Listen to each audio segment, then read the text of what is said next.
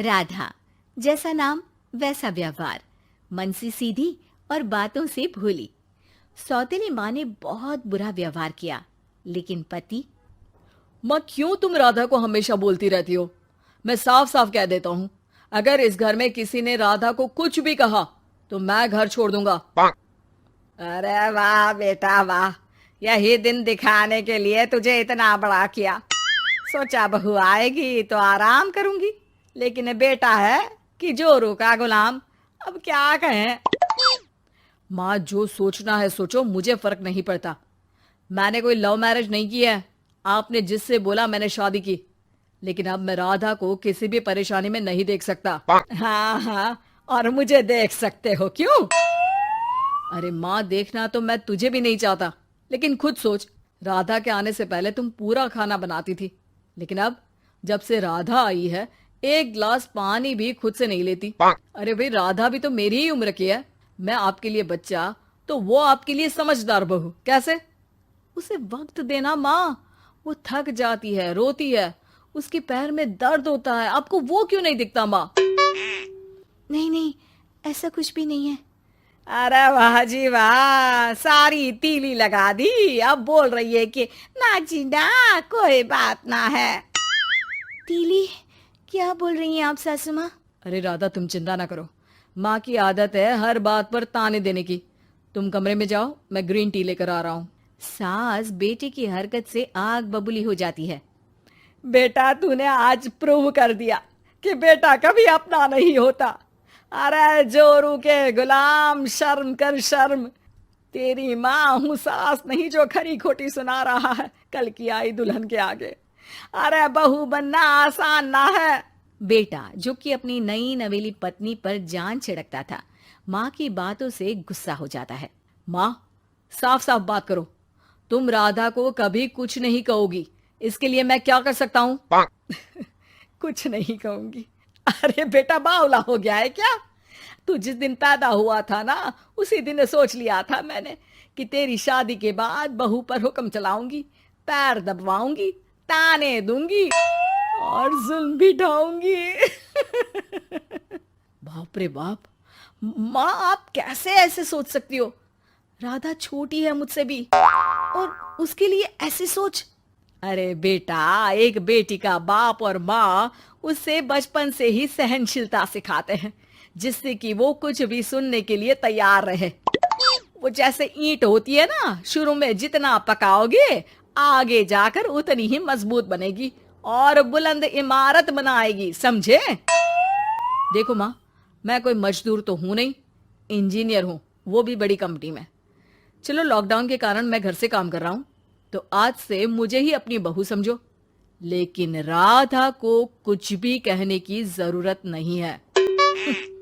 हाँ भाई हाँ, ठीक है भाई। तेरे मजनू बनने से मैं थोड़ी ना सास बनने की अपनी ख्वाहिशों का गला घोंट दूं, हैं? मुझे कोई ना कोई तो चाहिए ना हुक्म चलाने के लिए। अब तुम दोनों मिलकर डिसाइड कर लो बस। फिर क्या था, राधा का पति बन जाता है घर की सुबह सुबह। अरे कहाँ मर गया? अरे ना, मेरा बेटा, क्यों मैं सुबह सुबह ऐसे शब्द निकाल रही हूँ, गुनाह हो जाएगा। अरे कहाँ रह गया ससुर का नाती? जरा चाय तो पिला। ये भी कोई बात होती है? सूरज सर चढ़ गया, लेकिन महाराज जी सो रहे हैं। बेटा पलंग से उठता है। मैं जल्दी से जाकर चाय दे आती हूँ माँ जी को। अरे नहीं नहीं, तुम जाओगी तो 4 बात और सुनाएंगी। मैं जा रहा हूँ। बेटा माँ को चाय लाकर देता है कि माँ। अरे देख तो तेरा चेहरा, ना मुंह धोया ना हाथ। जा जाकर हुलिया ठीक कर ले और उस करमजली को बोल कि नाश्ता बनाए। करमजली? अरे माँ, कुछ तो शर्म कर। देता हूं ना मैं तुझे नाश्ता, लेकिन तू राधा के लिए ऐसे गंदे शब्दों का इस्तेमाल नहीं करेगी। बहू की तारीफ बेटी के मुंह से सुनकर सास फिर गुस्सा हो जाती है। अरे जा जा जाकर नाश्ता लेकर आ। और हाँ, 15 मिनट में मैं नहा कर निकल रही हूँ। नाश्ता ना आया तो खाल उधेड़ दूंगी। फिर मन ही मन सोचती है, नहीं नहीं, ये तो मेरा ही बेटा है। खाल उखड़े उसके दुश्मन की। अब मतलब तेरी राधा की खाल, समझा ना? अरे यार, ये सब क्या है? नेचर की कॉल भी आ रही है और 15 मिनट में नाश्ता। भगवान, कैसी मुश्किल जिंदगी बनाई है आपने औरतों की। बेचारी कैसे जिएंगी। बेचारा बेटा किचन में जाता है जहाँ राधा आलू पूठी बनाकर उसका इंतजार कर रही होती है। आप मेरे लिए इतना कर रहे हैं तो क्या मैं आपके लिए इतना भी नहीं कर सकती? ये लीजिए, नाश्ता बना दिया है, दे आइए माँ जी को।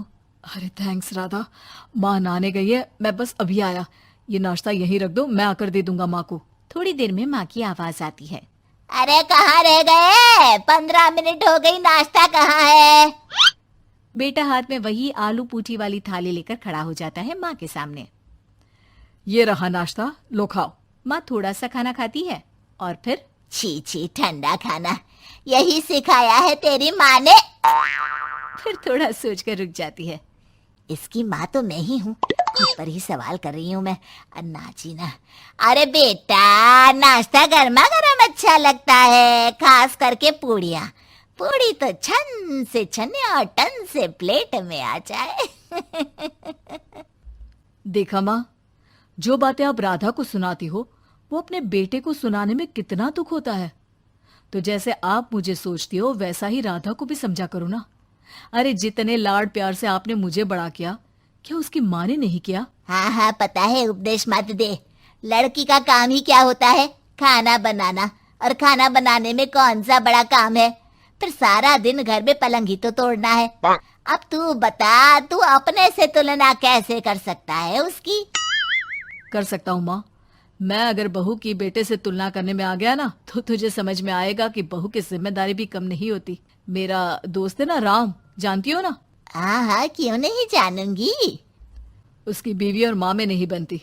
बीवी ये मोटे मोटे ताने सास को देती है और सास उसे। हाँ हाँ तो फिर क्या, घर ठीक से चल नहीं पा रहा था। सास कहती बहू काम सारा करे, बहू का कहना था कि सास मदद करे। ऐसे में बेचारा न लंच लाता और ना ठीक से खा कर आता। नतीजा, बीमार रहने लगा। ऑफिस की नौकरी गई, खर्चा खाना सब बंद। कर लो अब सास बहू की लड़ाई। बेटा बीमार घर पर बैठा, पैसे की आमदनी नहीं, बहू भी कभी मायके कभी ससुराल। अब तो सुना है सास बहू की ही कमाई खा रही है, वो भी तानों के साथ। घर का भी सारा काम वही करती है। अरे बस कर बेटा, मुझे समझ में आ गया। तू तो बेटा ही रहे, बहू को अब बहू नहीं, मैं बेटी बना कर रखूंगी।